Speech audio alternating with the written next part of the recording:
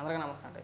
దేశంలో సిగ్గు శరం లేని రాజకీయ నాయకుడు ఎవడన్నా ఉన్నాడంటే జగన్మోహన్ రెడ్డి ఒక్కడే. ఎందుకంటున్నానంటే గతంలో టిట్కో ఇళ్ళకి సంబంధించి జగన్మోహన్ రెడ్డి తను చేసిన సంకల్ప యాత్ర ఏదైతే ఉందో ఆ సంకల్ప యాత్రలో భాగంగా గుడివాడ నియోజకవర్గంలో అనుకుంటా టిట్కో ఇళ్ళ గురించి మాట్లాడుతూ అది అగ్గిపెట్టి లాంటి ఇల్లులు అవి, అందులో చంద్రబాబు నాయుడు గారు దోచేస్తున్నారు, అడుగుకు 1000 రూపాయలు అవ్వాల్సింది 2000 రూపాయలు పేదవాళ్ళ దగ్గర తీసుకోవడానికి ప్రయత్నం చేస్తున్నారు, అదొక అవినీతి కార్యక్రమం, అది టిట్కో ఇళ్ళ గురించి ఆ రోజు జగన్మోహన్ రెడ్డి మాట్లాడిన మాటలు. ఇవాళ ఏమని మాట్లాడుతున్నారంటే వీళ్ళ సాక్షులు డిబేట్లు పెట్టేశారు అప్పుడే. జగన్ కట్టిన ఇళ్ళ కట్ట నారావారి బోర్డులట, గుమ్మడికాయ కట్టిన ప్రతి ఇల్లు మందే అంటూ కుదరదు, క్రెడిట్ చోరీ అంట, టిట్కో ఇల్లు అంట జగన్మోహన్ రెడ్డి ప్రారంభించి జగన్మోహన్ రెడ్డి శంకుస్థాపన చేసి ఆ టిట్కో ఇళ్ళ కాన్సెప్ట్ ఏదైతే ఉందో అది జగన్మోహన్ రెడ్డి బుర్రలోంచి వచ్చిందంట. జగన్మోహన్ రెడ్డి ఆలోచన చేసేసాడంట. పేదవాడు ఉండడానికి ఇల్లు లేదు, నేను ఎలాగోలాగా మా నాన్నగారు రాత్రికి అల్లకి వచ్చి నాకు చెప్పారు ఏదో రకంగా ఇల్లు కట్టాలంటే అప్పుడు వచ్చిందంట ఆ ఆలోచన. టిట్కో ఇల్లు కట్టాలి, ప్రజలకి కట్టేసి ఇచ్చేద్దామని చెప్పేసిన ఆలోచన వస్తే ఆ ఆలోచన మేరకు 2019లో జగన్మోహన్ రెడ్డి ముఖ్యమంత్రి అయిన తర్వాత ఆ టిట్కో ఇల్లుని ప్రారంభించి కట్టేసి ఇచ్చేసాడట. వీళ్ళు మాట్లాడే అప్పాబాయ్ అమ్మట్లు ఇవన్నీ కూడా. సరే ఏమని మాట్లాడుతున్నారు వినిపిస్తారు చూడండి. కొబ్బరికాయ కొట్టి ముహూర్తపు షాట్ తీసి ఆఖర్లో గుమ్మడికాయ కొట్టడంతో సినిమా షూటింగ్ పూర్తవుతుంది. కానీ నారావారి షోలో డైరెక్ట్ గా గుమ్మడికాయ కొట్టేస్తారు, షూటింగ్ పూర్తవుతుంది. అది ఎలా సాధ్యమని ఆశ్చర్యపోతున్నారా? చెబుతా వినండి. గజం భూమి సేకరించకుండానే ఇల్లు కట్టడం సాధ్యమవుతుందా?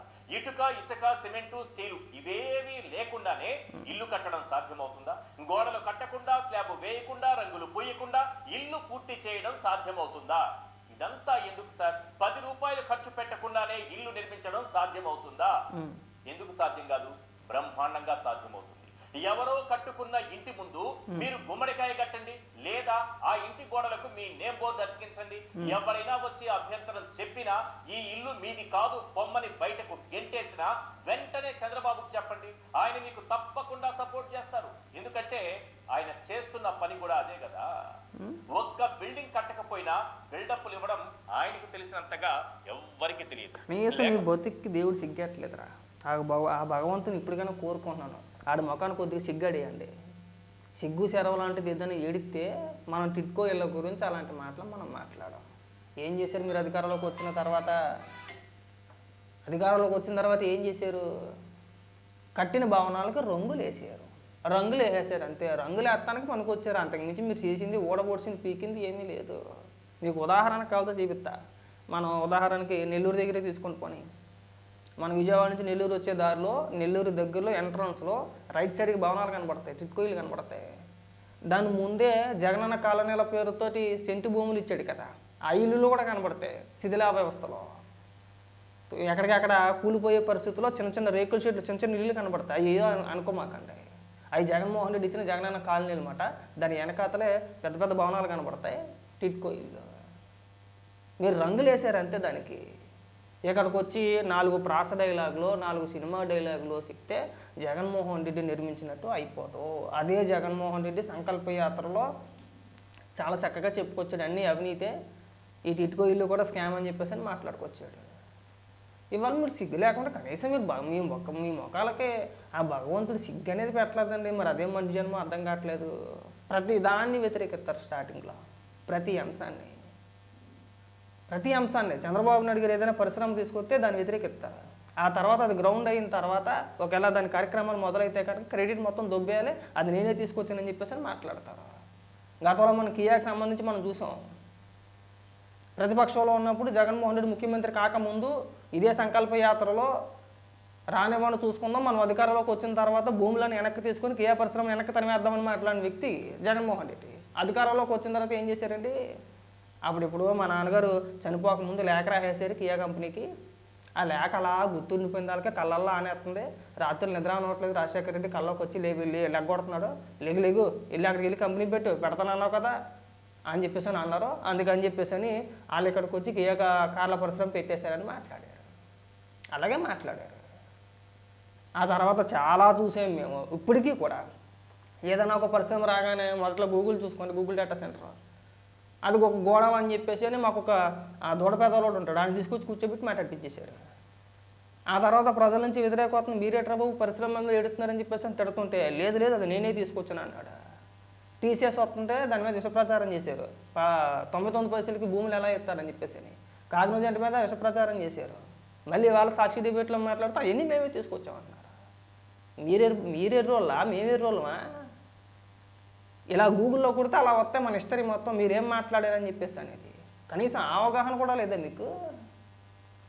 కనీసం అవగాహన ఉండాలి కదా. ఇంకొకడు ఉన్నాడు, ఆ పోరం బొగ్గని తీసుకొచ్చారు గార్మీ వెంకటరెడ్డి. ఆడు ఎందుకు మాట్లాడతాడు, ఆడు ఏమని మాట్లాడతాడు, ఆడికో క్లారిటీ ఉండదు. ఆడు పెద్దగా గౌడి గేదిలాగా పెద్ద పెద్ద కేకలేసాడు, రంగులు తెప్పితే ఆడికి కూడా విషయ పరిజ్ఞానం తక్కువే. మీరు కట్టేశారా టిట్కో ఇల్లు?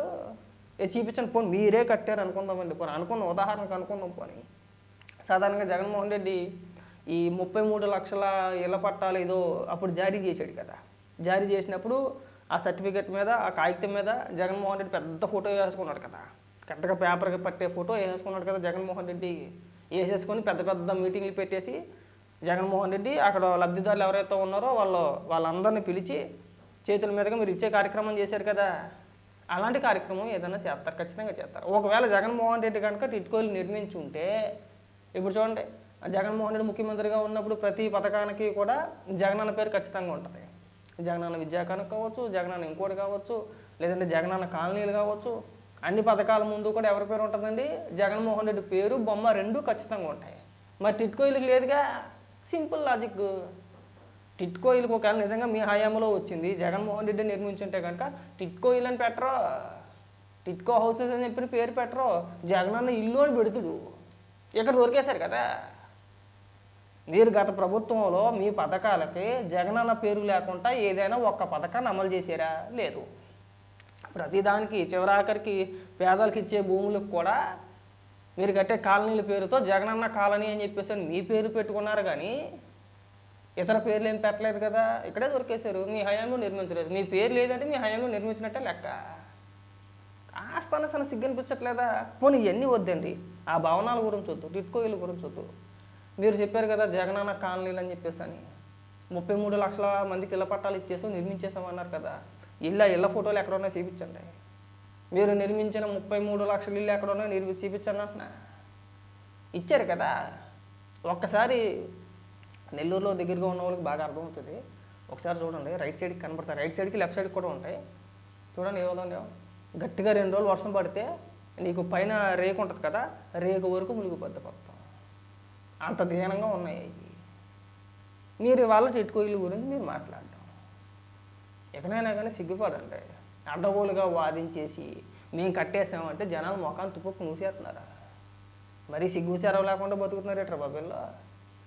అంటే జనాలకు తెలియదా ఎవరి హయాంలో వచ్చినాయి, ఎవరు నిర్మించారు, ఎవరి హయాంలో శాంక్షన్ చేశారు, మీరు వచ్చిన తర్వాత దానికి ఏం చేశారు? కనీసం మీరు వచ్చిన తర్వాత పట్టుమని ఎక్కడ 10,000 మందికి ఎలా మంజూరు చేయలేదు. ఎక్కడ పనులు అక్కడ ఆపేసి దానికి ఎదురుగా జగనన్న కాలనీలు అనే పేరుతో మీరు అక్కడ స్థలాలు కేటాయించేసి ఆ భవనాల కంటే నేను ఇక్కడ ఇచ్చిన ఈ సెంటు స్థలం ఏదైతే ఉందో దీని బిల్డింగ్లు అద్భుతంగా ఉన్నాయి, అదంతా ఒక స్కామ్గా చూపించే ప్రయత్నం చేసి ఇక్కడ ఈ సెంటులో ఇళ్ల నిర్మాణాలు చేయాలి అని చెప్పేసి ఆదేశాలు జారీ చేసేసారు. ఎంతమంది కట్టారు? ఎన్ని ఇళ్ళు నిర్మాణాలు జరిగినాయి మీకు? మీ హయాంలో ఎన్ని జరిగినాయి? దానికి సమాధానం చెప్తే అయిపోద్ది సింపుల్గా. ప్రతి పోరంబొగ్గాన్ని తీసుకొచ్చి డిబేట్లలో కూర్చోబెట్టి నోటుకు వచ్చినట్టు మాట్లాడితే మేము కూడా మాట్లాడతాం. ఆడు మాట్లాడుతున్నాడు కారుమూరి వెంకటరెడ్డి గారు. చంద్రబాబు నాయుడు గారు గుమ్మడికాయ కడుతున్నట్టు ఆడికి నొప్పి వచ్చేసిందంట. నీ కొంప కట్టలేదుగా, తప్పే ఉంది. గుమ్మడికాయ కడితే తప్పే ఉంది, దానికి ఏడిపోయి దిక్కుమలేదు. ఓకే, దానికి ఏడమే. ఇంక శివరాగరికి ఏమంటే బాత్రూమ్లో ఒక్కొక్కటి కడిగేస్తాడు. జగన్మోహన్ రెడ్డి చేసే పని అది. కన్నాలు వేయడం, బాత్రూమ్లు కడగడం. అందరం మీ నాయకుల్లో ఉంటాడనుకుంటే ఎలా వెంకటరెడ్డి? నోరు జారద్దు, హద్దులు మీరొద్దు. ఎంతవరకు విమర్శించాలో అంతవరకు విమర్శిస్తే పద్ధతిగానే ఉంటుంది. నోరు ఉంది కదా, నన్ను ఎవడు ఏమీ చేయలేలే, కేసులు పెట్టుకోండి, హైప్ కోసం నువ్వు ట్రై చేస్తున్నావు అంటే మాకు ఎప్పటి నుంచో తెలిసేది. నువ్వు అనవసరంగా ఆవేశపడిపోయి మాట్లాడితే నేను మిమ్మల్ని నువ్వు మా నాయకుడిని అంటే మేము నీ నాయకుడిని అంటాం. ఆ తర్వాత బాధపడి ఏడ్చి ఉపయోగం లేదు. గుర్తుపెట్టుకుంటే బాగుంటుంది.